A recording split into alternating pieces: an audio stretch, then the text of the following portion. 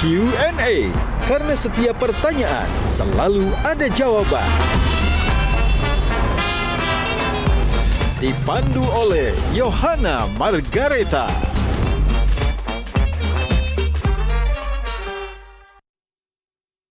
Dipersembahkan oleh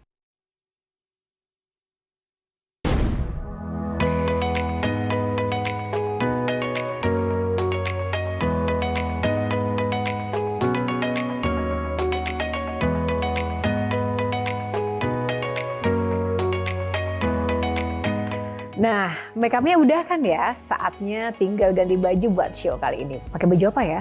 Ada sih satu yang istimewa. Kita langsung aja ke wardrobe ya. Wow, bagus banget. Bagus ya? Wah, ini juga ada ya untuk cowoknya ya?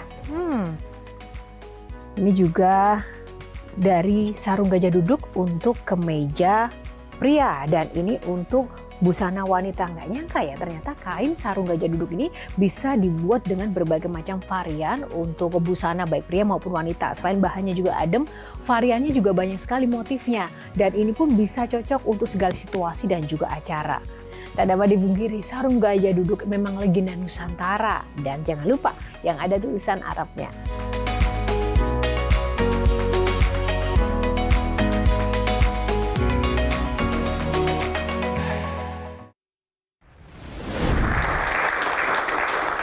Halo pemirsa, jumpa lagi bersama saya Yohana Margareta di program eksklusif Metro TV Q&A. Karena setiap pertanyaan selalu ada jawaban. Pemirsa, malam ini Q&A kedatangan bintang tamu yang spesial. 25 tahun berkarir di bidang kedokteran, sosok yang satu ini sangat diandalkan menahkodai sebuah organisasi dokter se-Indonesia. Seorang yang dikenal pekerja keras yang mengutamakan ikhlas dalam bekerja karena pesan orang tuanya. Langsung saja kita akan sambut bintang tamu kita malam ini, Ketua Umum Pengurus Besar Ikatan Dokter Indonesia, Dr. Muhammad Adib Kumaydi. Halo dok, apa kabar? Dok, ngomong-ngomong jadi Ketua ID itu tugasnya apa sih? Ya, jadi amanah dalam profesi di kedokteran ini tentunya adalah sebuah tugas yang kemudian melakukan sebuah proses pembinaan yang utama. Karena tugas organisasi profesi itu. Terus kemudian sebagai body of knowledge, kemudian bagaimana nanti ada namanya kolegium yang kemudian berada dalam satu naungan bersama Ikatan Dokter Indonesia untuk membuat, memproduksi, menjadi pabriknya, menjadi kokinya supaya dokter-dokter itu benar-benar sesuai dengan kompetensinya dan juga menjaga keselamatan pasien. Baik, kita akan ulas lebih dalam lagi. Terima kasih dok. Terima kasih. Dok. Baik, terima kasih dok dan juga rekan-rekan panelis. Kita akan langsung saja masuk pada aturan main Q&A kali ini. Banyak sekali topik yang akan kita berbincangkan. Ada 9 box dok, nanti silahkan dipilih saja box nomor berapa yang akan kita ulas satu persatu. Kita mulai yang pertama, nomor kesukaan favoritnya. Nomor berapa dokter? Ya, saya ingin milih nomor 2 dulu. Oh, pilih nomor 2 ya. Oke, baik, langsung saja kita akan buka nomor 2. Hipertensi langsung. Nomor 2 bikin hipertensi. Ya, dok, di hipertensi ini kita ingin berbincang ya para panelis dengan isu-isu terkini yang mungkin membuat hipertensi atau pusing. Bahkan sebagai seorang ketua ID, hal apa yang paling membuat seorang ketua ID ini pusing dok dalam pekerjaan sehari-hari? Isu apa? Hal apa? Menjaga amanah masyarakat bahwa dokter Indonesia itu adalah dokter terbaik untuk rakyat Indonesia. Loh, tapi kenapa itu justru membuat hipertensi atau membuat Karena pusing? menjaga amanah dalam konteks kompetensi, etik, itu adalah sebuah pekerjaan berat bagi kami. Dan kami organisasi profesi ini adalah organisasi yang memang selama ini lahir dan dipercaya oleh masyarakat. Mengemban kepercayaan, trust masyarakat inilah yang menjadi beban berat buat kami sebenarnya. Jadi ada beban di situ ya? Pasti. Oke. Kalau versi Mas Reza? Saya harus memilih Ikatan Dokter Indonesia atau memilih Perkumpulan Dokter seluruh Indonesia, dok? Kalau kemudian kita bicara dalam sebuah proses sejarah, ID lahir karena keinginan masyarakat pada saat itu, di 1950. Karena lahir bukan karena kepentingan dokter. Karena ada 2 pesan yang disampaikan oleh pendiri, yaitu mengemban amanah untuk mengawal hak kesejahteraan rakyat dan juga mengawal hak kesehatan rakyat. Sementara berarti- ke perhimpunan dokter seluruh Indonesia? Kalau lahirnya karena kepentingan, maka saya yakin itu sifatnya akan instan. Sebetulnya saya malah tertarik lebih jauh. Oh, boleh Kepentingan dilanjutkan apa sekali ini? lagi, silakan. Bicara Mas Reza. kepentingan apa dok? Ya, jadi Kepentingan saya kira kalau kita bicara satu aspek, saya tidak melihat dari apakah kemudian ada kepentingan yang ada. Tapi saya kira proses kemudian lahirnya ID dengan PDSI sangat berbeda. Artinya ada persaingan. Di Saya tidak lapangan. merasa sebuah persaingan. Silahkan kita berikan yang terbaik. Untuk siapa? Untuk anggota. Dan kami akan meyakinkan kepada masyarakat bahwa anggota ID adalah anggota dengan 3 utama. Dokter yang beretika, dokter yang kompeten, dan dokter baik. Baik, tepuk tangan untuk pemanasan ya dok. Ya. Kalau sebagai masyarakat, kalau saya melapor ke ID, dokter lebih berpihak ke saya atau ke dokter? Ke anggota ID? Jadi dunia sudah berubah, Kang Maman. Di era litigasi sekarang, maka kemudian semua masyarakat meminta transparansi di dalam pekerjaan profesi dokter. Sehingga kita tidak mengatakan bahwa kita akan membela mati-matian anggota kami kalau itu salah. Sehingga proses tanggung jawab pada organisasi ya, kepada anggota itu ada 3. Masalah etik, hukum, dan disiplin. Dan semuanya ini bisa terjadi pada dokter. Dan sanksinya juga berat gitu loh. Mulai dari kehilangan pekerjaan sebagai profesi dokter, mulai kemudian sanksi sosial, mulai kemudian akhirnya dia memang mendapatkan aspek hukum yang bukan tidak mungkin nanti akan ada tuntutan-tuntutan kepada si dokter tersebut. Sehingga tantangan bagi kami adalah kita sekarang mengedepankan yang namanya apa?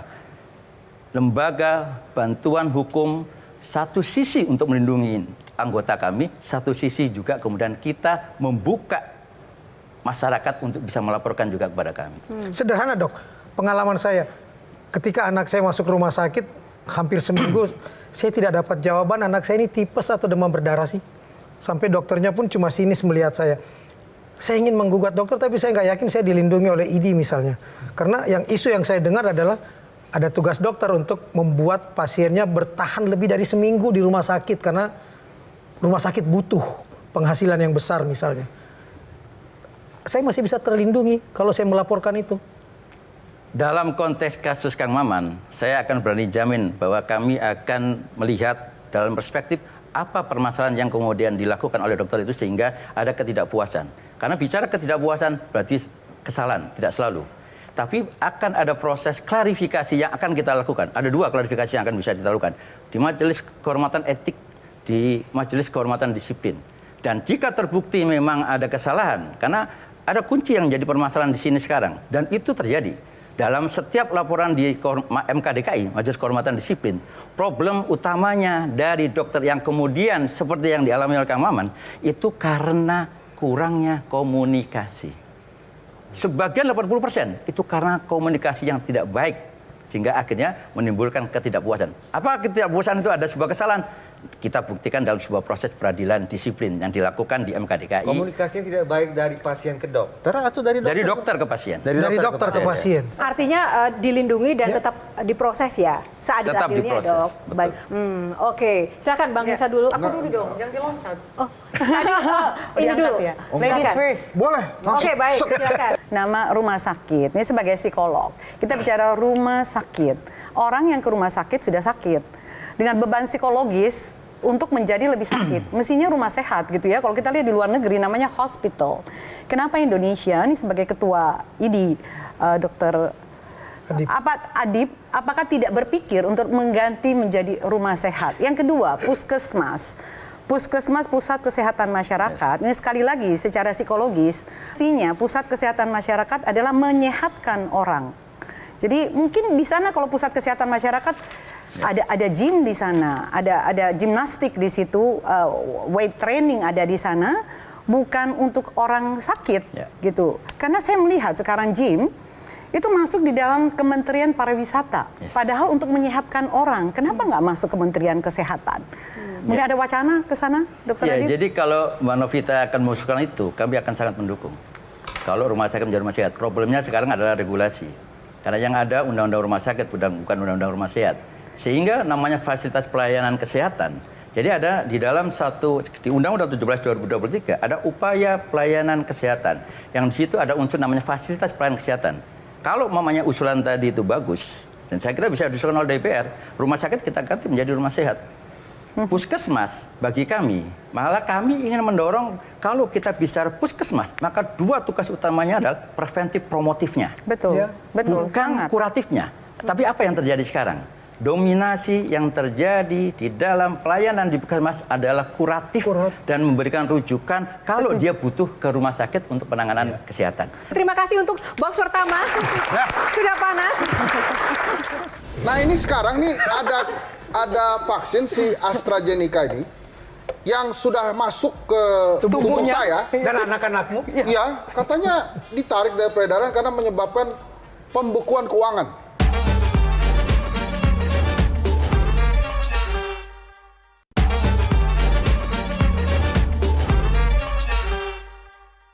Dipersembahkan oleh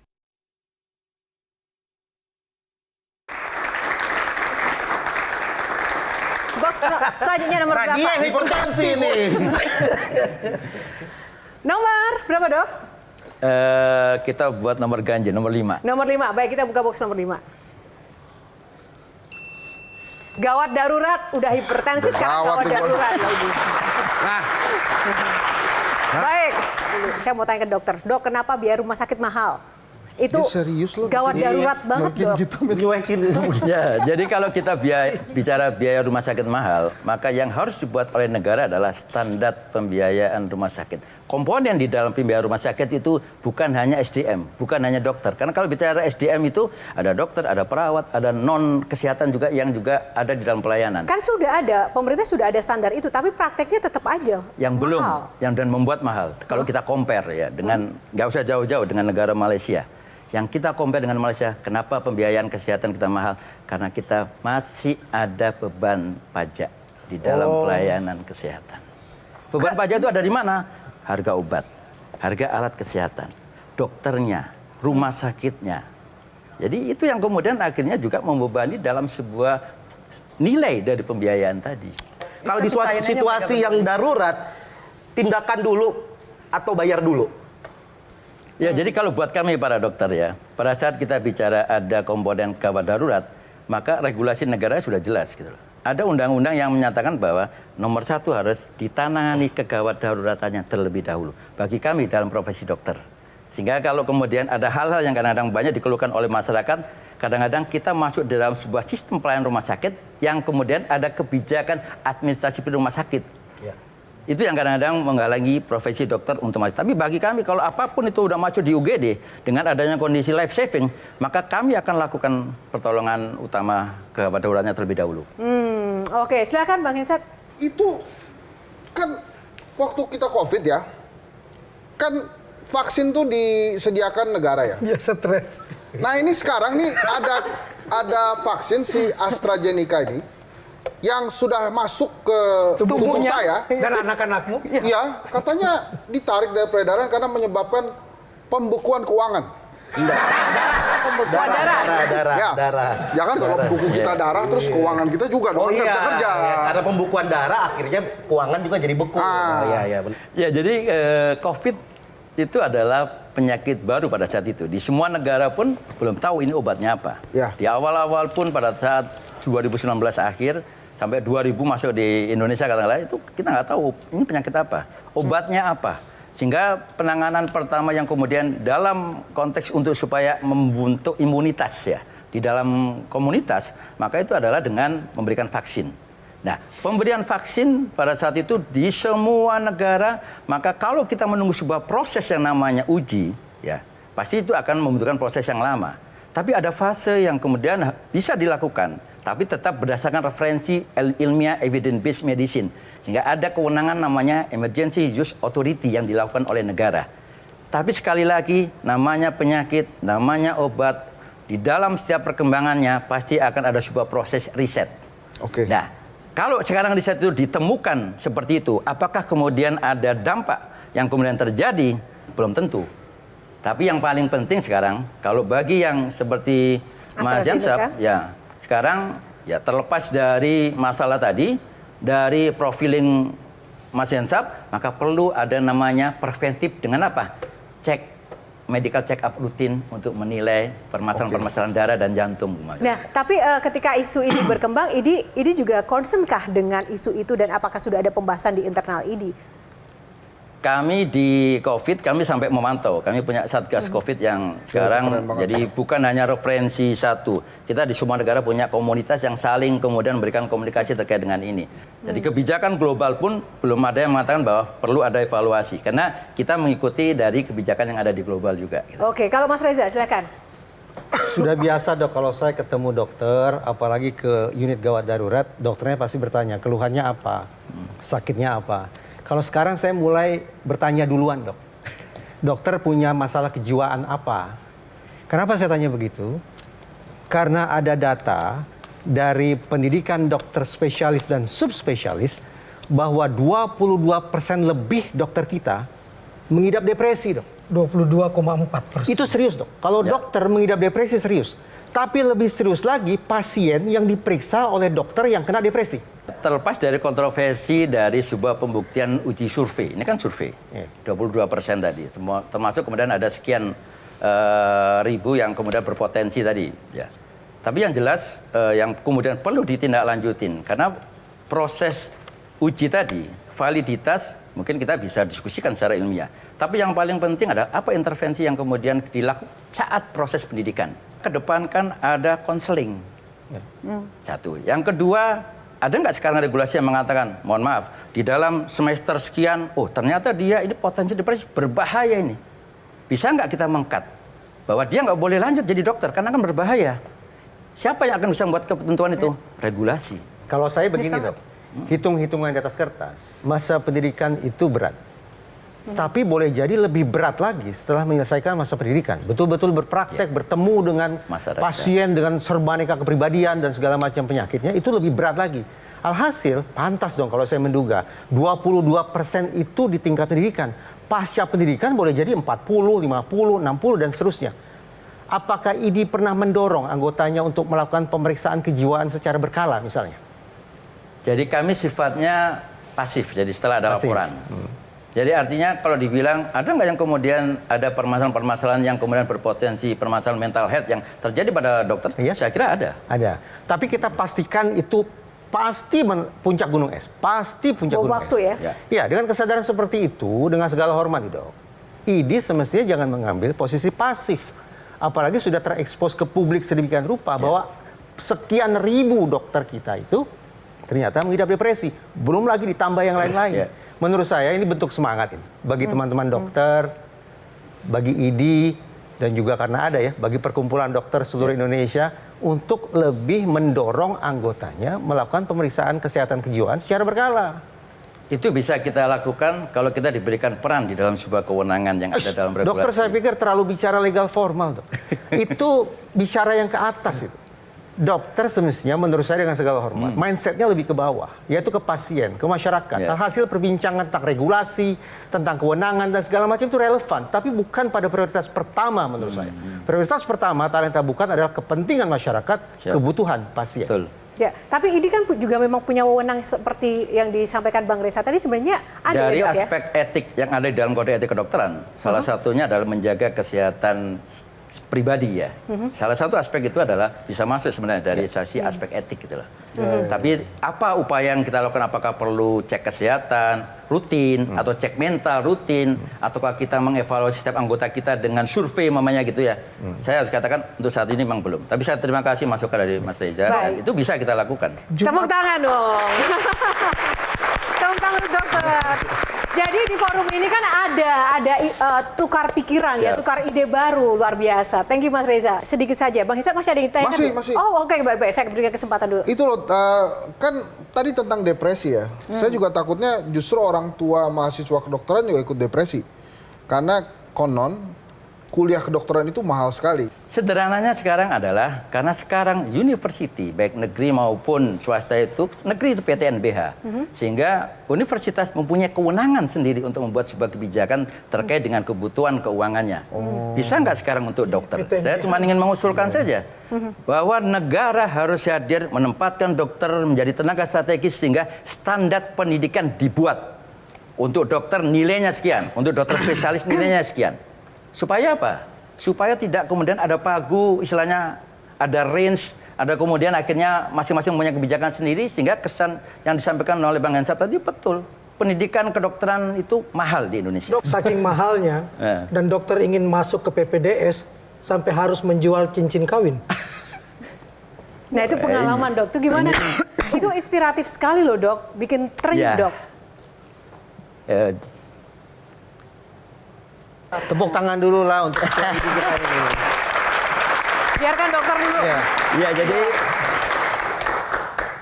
karena kami saya mengawali sebuah profesi dokter untuk dokter spesialis itu dari nol. Bahkan bisa kita katakan minus sebenarnya. Karena saya orang Surabaya, masuk ke Jakarta, maka saya bonek nekat itu. Pembiayaan saat itu untuk SPP katakanlah kecil sebenarnya. Tapi ada pembiayaan yang mungkin itu besar. Dan ini yang sekarang kemudian kita dorong bahwa perlu PPDS itu diberikan insentif adalah pembiayaan untuk kebutuhan pribadi. Dalam artian apa? Saya pada saat itu sudah berkeluarga. Sudah punya 2 anak. 3 anak karena pada saat saya masuk istri saya ambil anak ketiga. Maka saya harus ada untuk tetap bisa menghidupi keluarga. Dan itulah yang kemudian menjadi dasar kita. Dan baru terganti cincinnya tahun lalu.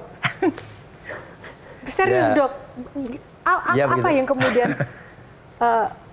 dokter ambil hikmah dari semua hal itu dok yang pernah dilalui? Ambil hikmahnya tampaknya saya sudah mulai melihat aura calon Menteri Kesehatan yang baru ini.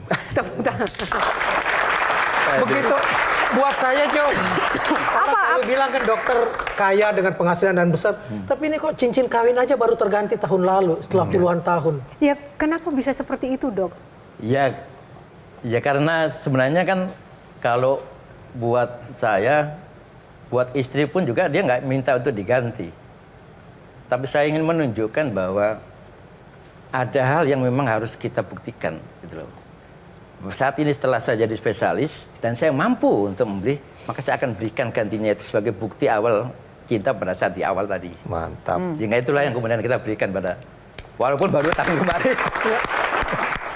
Apa kira-kira pertimbangan rumah sakit sehingga membuat daftar merek obat bukan justru mendorong dokternya untuk menuliskan zat aktif saja di lembaran resep?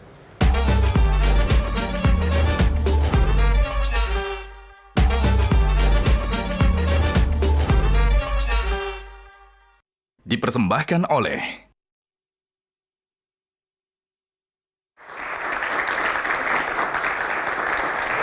Terima kasih. Kita akan lanjut dulu di box selanjutnya. Box nomor berapa dok? Nomor 4. Nomor 4. Oh ini angka kesukaannya Hensat. Ya, oke dok. Saya Mau praktek? Tunggu, sebelum kita ke Bang Hensat, kita ke Gian dulu. Ini masa mau praktek. Apakah pernah mengalami mau praktek, tadi Gian? Gian nyampein pertanyaannya ke saya, cuma saya sampaikan. Hensat tadi. Oh enggak, saya maunya Gian yang ngomong. Silakan Jadi Gian. sebagai korban malpraktek gimana? Iya. Lu dulu deh, ntar gue timpalin. Oke. Dok, sebetulnya gimana sih dok? Seharusnya hubungan antara dokter dan perusahaan obat? Begini, Coba, tolong saya dijelasin. spesifikkan. Silakan. Dok, ketika menulis resep, yang ditulis di lembaran resep semestinya zat aktif atau merek obat. Jadi kalau kita bicara nanti kita sederhananya adalah zat aktif yang mungkin dimaksudkan Mas Reja itu generik atau paten. Misalnya Gitu kan? begini, daripada sebut merek, kenapa tidak sebut misalnya ini paracetamol, Ambroxol. Kok yang ditulis merek? Kalau ditulis zat aktif, insya Allah masih terjangkau oleh kantong saya dok. Ya. Tapi begitu berubah menjadi yang ditulis merek, Allahu Akbar, jauh. Sekarang asal diketahui Mas Reza, sekarang ada kewenangan yang juga bisa dilakukan oleh farmasi. Apalagi, mohon maaf, sebagian besar pasien sekarang BPJS. Pasien saya di rumah sakit 80-90% BPJS. Maka kemudian pasti akan ada penyesuaian terkait dengan pembiayaan dari obatnya itu sendiri. Sehingga farmasi kemudian mengatur bahwa obatnya itu adalah obat yang sesuai dengan keterjangkauan tadi. Sehingga akhirnya tadi Sekarang banyak saya yang balik. aktif Saya semua. balik pertanyaan. Tunggu dong, Betul. itu Saya balik. pertanyaan saya belum dijawab. Tunggu Saya Mas balik. Reza, silakan lanjut dulu. Kalau lantas dokter yang bekerja di sebuah rumah sakit memilih untuk tetap menulis zat aktif ketimbang merek obat, apakah bisa dikategorikan malpraktik atau melanggar kebijakan rumah sakit atau Enggak. Jadi saya akan berani jamin bahwa kalau yang dokter yang tetap menuliskan walaupun itu zat aktif, bukan merek katakanlah ya, nggak ada masalah. Dan nanti ketersediaannya itu farmasi yang menyesuaikan. Baik. Oh, adanya paracetamol yang merek ini. Saya sebagai pasien boleh meminta dokter saya untuk tolong tuliskan zat aktifnya saja? Boleh. Boleh. Boleh. Itu hak Pengetahuan pasien. baru ini ya. Oke, Bang Hisar. Pertanyaan saya tadi, hubungan antara dokter dengan perusahaan farmasi Sekarang itu tidak seharusnya bisa gimana? lagi, Mas Hensaf. Jadi kenapa? Satu, ada gratifikasi. Apalagi sekarang ada UPT gratifikasi di setiap rumah sakit, khususnya rumah sakit pemerintah. Gitu. Dan kemudian sekarang ada namanya setiap standar obat itu harus masuk di dalam LKPP. Ada namanya e-katalog. Jadi aturan-aturan yang kemudian ada di dalam pelayanan yang termasuk dengan obat itu sekarang sudah sangat rigid gitu. Sehingga kalau kemudian sekarang ada dokter yang mencoba untuk bekerja sama dalam tanda petik dengan farmasi katakanlah ya, dengan industri, maka yang menjadi paku dan itu menjadi kesepakatan kita dan kami sampaikan dengan KPK juga maupun dengan institusi farmasi dalam negeri dan luar negeri, maka selama untuk pendidikan itu diperbolehkan. Umpamanya saya seminar boleh, tapi saya saja nggak boleh ngajak keluarga. Karena yang ikut seminar kan cuma saya sebagai dokter. Nah, itu boleh dalam konteks edukasi. Tapi kalau yang lain-lainnya itu akan bisa. Dan semua perusahaan apalagi PMA punya aturan, nggak bisa sekarang seperti itu lagi. Dok, kita kembali ke pertanyaan dasar. Malpraktik itu terjadi, itu karena dokternya itu kenapa sih, Dok? Ya, Aspek jadi apa? Lalai, istilah tidak teliti, masyarakat atau memang itu kan tidak mal itu kan capable? berarti kesalahan dalam praktek. Tapi sebenarnya kalau di istilah medis itu adalah medical error sebenarnya. Dan semua profesi termasuk dokter itu punya resiko, namanya resiko medis gitu loh.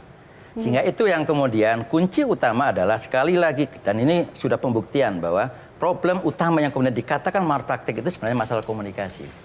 Tapi kalau kita kemudian komunikasikan dengan baik dari awal, walaupun kemudian ada kecelakaan medis yang terjadi, kita mungkin nggak akan sampai dituntut. Karena kita udah sampaikan dari awal. Ada resiko-resiko Ada ya? resiko, dan itu mungkin ada ketentuan sekarang di dalam rumah sakit, inform consent segala dan sebagainya. Tapi kadang-kadang we don't know the options, Dok. Jadi maksudnya begitu diminta misalnya, ini harus operasi, Anda mesti setuju. Tapi kita kan nggak tahu Ada second optionnya option apa sih. gitu. Nah, Gitu, jadi saya kadang-kadang harus mengatakan kita sebagai memang rakyat susah ini juga. buat kami PR. Oke, Pak. Membangun komunikasi yang baik dengan pasien itu mungkin tidak semua dokter bisa melakukan. Tapi bagi kami ini PR supaya kunci utama untuk supaya dokter tidak sampai terkena shoe oleh pasien adalah komunikasi yang utama. Nggak mungkin pasang CCTV ya, Dok ya, untuk pembuktian bahwa memang ini yang salah komunikasinya dokter atau pasien, sehingga kasus malpraktik bisa ditemukan jalan keluarnya. Malah sekarang yang terjadi adalah di setiap tempat praktek tidak boleh ada handphone. Tadi ada foto, ada handphonenya. Ada foto, ada handphone. Sekarang Bisa ada untuk ketentuan membuktikan- begitu. Untuk membuktikan dokter yang salah atau saya yang salah? Nasib. Nah, Dan di ini mana yang- ID? Ini yang kemudian memang buat kami juga sulit. Pembuktiannya nanti adalah pada saat kemudian kita melihat dari tertulisnya di dalam rekam medisnya. Jadi pembuktian di rekam medis itulah apa yang kemudian sudah dilakukan, apakah ada inform consent, flow-nya, tindakan operasinya, atau kemudian ada follow up atau tidak, itulah sebagai pembuktian disiplin profesi kedokteran Dok, tadi. data tentang jumlah dokter yang melakukan malpraktik itu disusun berdasarkan laporan. Betul. Yang tertinggi apa, Dok? Bentuk Jadi kasus malpraktik ya? yang dilaporkan oleh pasien Kasus tertinggi. yang utama ini berdasarkan laporan dari Majelis Kehormatan Disiplin. Yang pertama yang paling banyak adalah obstetrik ginekologi, kebidanan dan kandungan. Saya tidak boleh tahu lebih konkret ya?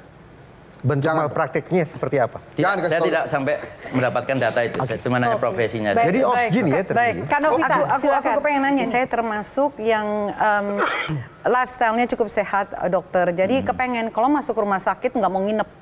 Jadi benar ke dokter, kalau disuruh nginep saya nggak mau. Tetapi kalau kita pakai asuransi, kita nggak bisa klaim. Jadi asuransi itu selalu menganjurkan kalau mau diklaim, kamu harus nginap minimal 1 malam. Padahal kalau kita bandingkan dengan negara-negara yang maju, justru semakin tidak nginap bisa dilakukan saat itu juga kita diusir pulang gitu. Karena pengalaman saya di Singapura, di Australia sama gitu. Mahasiswa nggak boleh lama-lama di sini. Dan yang tidak menular itu semuanya digabung, nggak melihat serata ekonomi, tidak melihat serata siapa kita gitu. Kenapa tidak ada aturan untuk asuransi ini? Bukannya malah bikin memperkaya gitu rumah sakitnya. Betul, jadi itu aturan kebijakan dari asuransi ya. Ya, baik itu BPJS maupun non BPJS pun ada aturan-aturan terkait dengan seperti itu. Tapi nggak bisa diatur ya dok. Maksudnya sebenarnya kalau saya bisa butuh kita untuk nginap, kenapa harus yang kita nginap? kedepankan adalah dalam konteks praktek kedokterannya dan kondisi pasien dan objektivitas dalam penilaian kami sebagai profesi dokter. Oh ternyata ini boleh kok langsung habis ini pulang. Cukup dilakukan penelitian di UGD. Ya, kalau itu sebagai dasar yang bisa dipakai, ya saya kira buat kami nggak ada masalah. Tapi nggak dibayar dok, kalau nggak nginep. Nah ini berarti kan problemnya bukan di profesi. Bukan di dokter ya. Tapi apakah bukan tidak di bisa insurance, diatur gitu loh mbak? Ya, baik mungkin Gian, silakan. Hernando Ari, kiper timnas kita, itu pernah hampir pensiun dini karena dokter di Persebaya itu ternyata melakukan malpraktek. Nah, Persebaya aja sebagai sebuah klub sepak bola itu kecolongan. Nah, sebenarnya untuk nggak kecolongan ini, kita harus memperhatikan apa sih? Apa sih sebenarnya yang harus dilihat dari seorang dokter sehingga bisa kita percaya nih, ini kalau kita berobat ke dia nih, ini pasti oke nih. Karena Persebaya aja klub besar Indonesia kecolongan dan Hernando Ari hampir pensiun dini dari timnas. Ya, jadi kalau kemudian kita memilih ya, mamanya dalam konteks klub ya. Ada nggak aturan dari PSSI mengatakan bahwa dokter yang ada di klub bola itu adalah satu, kalau umpamanya dokter spesialis kedokteran olahraga ada, maka dokter spesialis kedokteran olahraga sesuai dengan kompetensinya. Yang kedua, dokter umum yang dilatih khusus tentang pengetahuan olahraga, apalagi kalau bilang ya tentang bola minimal gitu lah. Nah, pelatihan khusus inilah yang kemudian kami pernah diskusi dan kami pernah buat pelatihan dengan PSSI pada saat itu. Karena apa? Pada saat itu sekitar 2015, sebagian besar pasien atau yang korban-korban atau yang ada pemain-pemain bola, kalau sudah cedera, selesai. Kenapa selesai? Karena larinya bukan ke dokter. Larinya ke salah satunya mungkin ada ke beberapa alternatif juga. Nah, apa yang kemudian kita lakukan? Kita latih semua dokter untuk mengetahui tentang cedera-cedera olahraga tadi. Nah, itu yang kita inginkan sebenarnya.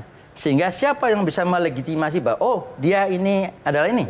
PSSI bersama dengan organisasi profesi yang tahu kompetensi yang harus diberikan kepada dokter yang tahu tentang bola. Jadi bukan hanya dokter saja, enggak.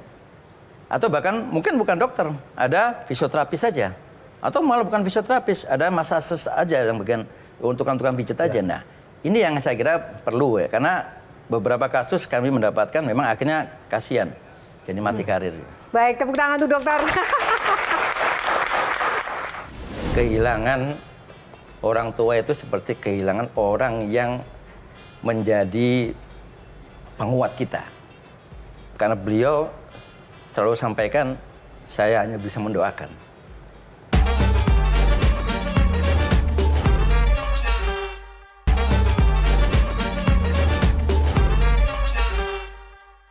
Dipersembahkan oleh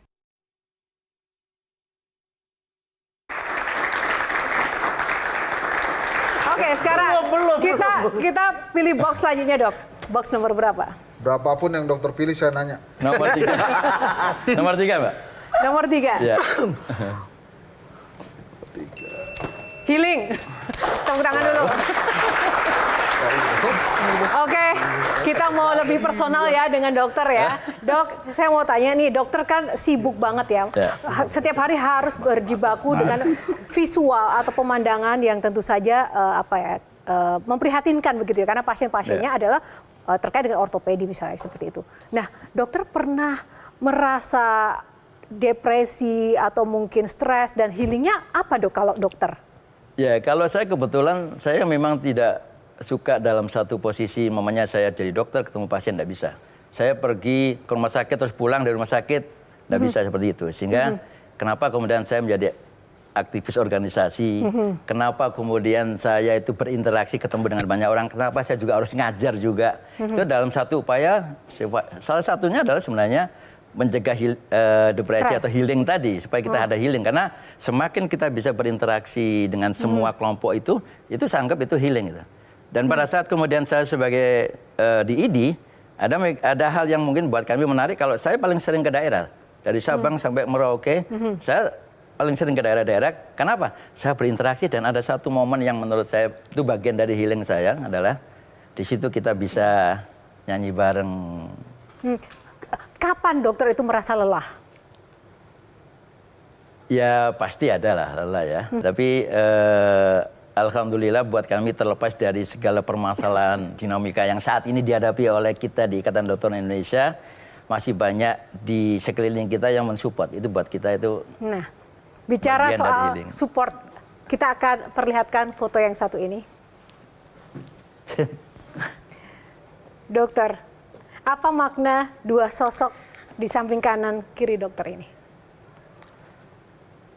Itu ayah dan ibu yang udah meninggal. Dan ada pesan sebenarnya yang selalu disampaikan oleh ayah saya itu adalah, kamu jadi dokter itu enak karena punya dua pahala yang kamu dapatkan. Yang itu mungkin ya tidak ada di profesi yang lain. Karena kamu akan mendapatkan satu sisi adalah pahala karena kamu bertugas, kamu menyembuhkan, kamu diberi uang. Tapi yang utama adalah pada saat kamu didoakan, apalagi pada saat pasien itu sembuh, itu adalah pahala yang mungkin di profesi lain itu kamu tidak dapatkan. Kang Maman, silakan. Kang Maman dulu. Saya ingin kembali ke foto, Dok. Ya. Salah satu proses healing saya adalah mengingat kebaikan orang tua saya. Tapi ada dosa yang saya tidak bisa lupakan karena saya tidak bisa mendampinginya ketika akhir hayatnya. Dan itu juga yang dokter alami ketika Kiai Haji Gufron Solikin yang sangat disegani di Lamongan tidak bisa dokter dampingi ketika pergi. Ya, jadi itu yang menurut saya juga penyesalan ya. Karena 2 hari sebelum meninggal udah dikasih tahu sama ibu sebenarnya. Ini abah nggak akan lama kayaknya. Oh ya nanti saya akan pulang hari Sabtu. Tapi ternyata dipanggil hari Kamis. Sehingga pada saat ibu meninggal, ada satu pesan yang kemudian ibu menunggu saya. Setelah saya sampai di rumah, baru kemudian meninggal. Dan itu tidak terjadi pada Bapak. Tapi dok, ketika mungkin orang tua dokter sekarang ada, dokter bisa membayangkan nggak bagaimana suasana kebatinan mereka melihat dokter putranya yang penuh perjuangan dan sekarang sukses seperti ini? Ada bisa membayangkan, jadi, dok? Proses yang kemudian buat kami, buat saya secara pribadi ya, kehilangan orang tua itu seperti kehilangan orang yang menjadi penguat kita. Karena beliau selalu sampaikan, saya hanya bisa mendoakan. Sehingga yang saya berikan pun kepada beliau berdua pada saat sampai proses kemudian saya terpilih pun sebagai ketua ID, sebelum dan sesudah saya langsung lapor. Dan buat beliau, ya mungkin tidak secara langsung, wah saya bangga gimana enggak. Tapi kelihatan memang sebuah kebanggaan yang itu bisa menjadi penguat bagi saya. Dan selalu doa-doanya itu selalu sampaikan. Setiap tahajud, saya selalu doakan kamu. Dan itu sekarang nggak ada lagi. Dan dia tidak tahu bahwa cincin kawin itu dijual. Saya sekolah spesialis 5 tahun. Selama 5 tahun itu saya tidak pernah pulang lebaran. Tidak pernah pulang. Karena saya nggak punya uang untuk pulang lebaran pada saat itu. Itu tahun berapa sih, dok? 2005 sampai 2011. Tidak pernah bertemu dengan keluarga selama? Ya hanya komunikasi per telepon saja. Tapi nggak pernah pulang karena ya memang saya nggak pernah pulang bawa keluarga ya maksudnya. Karena kalau kadang-kadang ada acara Surabaya saya mampir gitu. Tapi kalau kemudian membawa keluarga itu benar-benar pada saat selesai sekolah spesialis baru saya bisa membawa keluarga untuk pulang. Lalu bagaimana sekarang keluarga dokter, keluarga inti dokter, istri ataupun anak-anak yang tahu perjuangan dokter dan melihat dokter sekarang sudah di titik ini? Ya buat istri dan anak selalu mengatakan bahwa ini adalah beban, ini adalah amanah. Jadi saya bilang, saya akan bisa menjalankan amanah ini kalau ada dukungan dari istri dan anak. Karena Ini ya, Dok. orang yang paling sering saya tinggalkan, karena tugas-tugas yang saya lakukan adalah mereka. Ini ya dok ya, ini istri dan putra-putrinya ya dok. Ya. Boleh diceritakan ini kapan dok? Ini baru aja kemarin anak pertama, alhamdulillah sudah lulus dari ITS di Sekolah Manajemen Bisnisnya. Apakah ada yang menjadi penerus menjadi dokter? Yang nomor 2 arsitek di UI. Yang nomor 3 alhamdulillah keterima di kedokteran, meneruskan saya di Airlangga Surabaya. Ya, saya sampai titik ini tidak mungkin kalau tanpa ada dukungan dari mereka. Dengan segala pengorbanan yang sudah dilakukan oleh istri dan anak-anak, ya saya harus katakan saya harus berterima kasih. Karena tanpa mereka saya tidak bisa seperti saat ini. Pengorbanan terbesar apa sih dok yang dokter merasa tidak akan pernah tergantikan gitu yang sudah dilakukan oleh anak-anak maupun istri? Waktu sebenarnya. Saya mungkin tidak bisa memberikan waktu yang banyak kepada mereka. Tapi saya harus katakan bahwa setiap proses yang ada di dalam kehidupan anak-anak saya harus ada. Gitu ya. Tapi kalau untuk bicara volume, kuantitas waktu, saya katakan saya tidak bisa memberikan waktu yang banyak kepada anak-anak dan istri saya. Baik, tepuk tangan untuk dokter.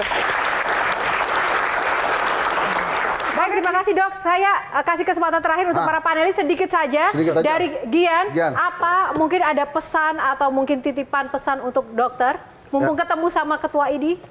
Pesannya sih dok, kayak mungkin rangkuman yang tadi, semoga biaya berobat di Indonesia tidak memberatkan masyarakat sih dok. Karena kesehatan adalah paling penting nih di masyarakat sekarang. Itu aja dok. Ya, sampaikan pesannya ya dok. Terima kasih, Mas Gian. Oke, Bang Hensat. Dok, saya termasuk menganggap diri saya yang orang yang beruntung karena salah satu keluarga saya ada yang berprofesi sebagai dokter. Nah, harapan saya, semoga dokter-dokter yang lain itu seperti dokter atau Pak D saya yang menangani pada saat saya sakit, lebih kekeluargaan, lebih bersahabat, dan yang penting mau mendengarkan pasien, dok. Ya. Terima kasih ya. Baik, terima kasih Bang Hensat. Kalau buat Silakan. aku sih Mbak Yohana, Dokter Adib, harus banyak dokter-dokter yang punya hati untuk melayani seperti Dokter Adib. Dan yang kedua, yang mau menabur kebaikan dan menabung di surga, pahala untuk di surga. Karena kalau punya dengan dokter yang punya empati seperti ini, saya yakin ID akan menjadi lebih baik ke depan. Ya, Baik, terima kasih Kak Novita. Sukses. Kita ke Mas Reza dulu. Februari 2024, Gedung Putih di Amerika Serikat mengeluarkan rilis resmi tentang kondisi kesehatan Presiden Joe Biden. Hasil pemeriksaan 9 dokter spesialis semua dibentangkan untuk publik. Saya menarasikan hal serupa dilakukan di Indonesia, terhitung sejak berlangsungnya Pilpres tahun ini. Saya sungguh-sungguh berharap dokter dan ID bisa mendukung narasi yang sama. Baik, terima Mas. kasih Bang Reza. Silakan Kak Maman. Saya berharap rumah sakit dan dokter lebih mengutamakan paradigma promotif dan preventif daripada kuratif. Itu yang pertama, dan yang kedua, yakinkan kami supaya kami tidak takut pada dokter dan pada rumah sakit. Terima kasih. Tepuk tangan. Terima kasih para panelis. Silakan dok untuk closing statement-nya. Ya, jadi kami ingin sampaikan kepada masyarakat, ya, dalam forum kali ini, setelah juga mendengarkan masukan wakil-wakil dari masyarakat yang hadir pada saat ini, maka kami akan sampaikan memang dokter Indonesia itu harus bisa memahami, ya, kondisi, memahami hati dari masyarakat dalam rangka untuk membangun trust, kepercayaan kepada masyarakat. Tantangan pada profesi dokter, pesan yang harus kami sampaikan kepada teman-teman dokter di Indonesia, tingkatkan empati kepada pasien. Hargai pasien dan tempatkan pasien itu sebagai subjek, bukan objek. Jadikan pasien itu adalah mitra untuk kita sama-sama bisa berkomunikasi dengan baik. Kalau itu kita bisa lakukan, saya yakin kepercayaan pada masyarakat kepada dokter Indonesia itu akan semakin tinggi. Pada saat kepercayaan masyarakat itu akan semakin tinggi kepada dokter Indonesia, maka kita akan berani menjamin bahwa dokter Indonesia adalah dokter terbaik untuk rakyat Indonesia. Baik, terima kasih dokter. Sekali lagi terima kasih yang setinggi-tingginya untuk dokter, waktunya Sama-sama. di tengah Kasih. banyak sekali jam kesibukan, tapi sudah berkenan hadir di Kasih. Q&A dan juga para panelis dengan segala kesibukannya sudah mewakili masyarakat dari berbagai macam kalangan untuk menyuarakan ya ide-ide, buah pikiran dan juga keresahan-keresahan yang ada. Dan kita doakan dokter dan juga Idi tetap sukses untuk juga mengemban tadi harapan masyarakat dan juga rekan-rekan mahasiswa dan juga pemirsa yang sudah menyaksikan. Tepuk tangan. Semoga episode kali ini menginspirasi Anda dan juga ada pertukaran ide dan juga pembelajaran bagi kita semuanya pemirsa. Dan tentu saja tak lupa saya juga mengucapkan terima kasih untuk Sarung Gajah Duduk Legenda Nusantara yang ada tulisan Arabnya yang telah menyediakan baju yang saya pakai pada episode kali ini. Atas nama tim yang bertugas, saya Yohana Margarita undur diri. Sampai jumpa di episode Q&A selanjutnya karena setiap pertanyaan selalu ada jawaban. Terima kasih. Metro TV. Jelajahi cara baru mendapatkan informasi. Download Metro TV Extend sekarang.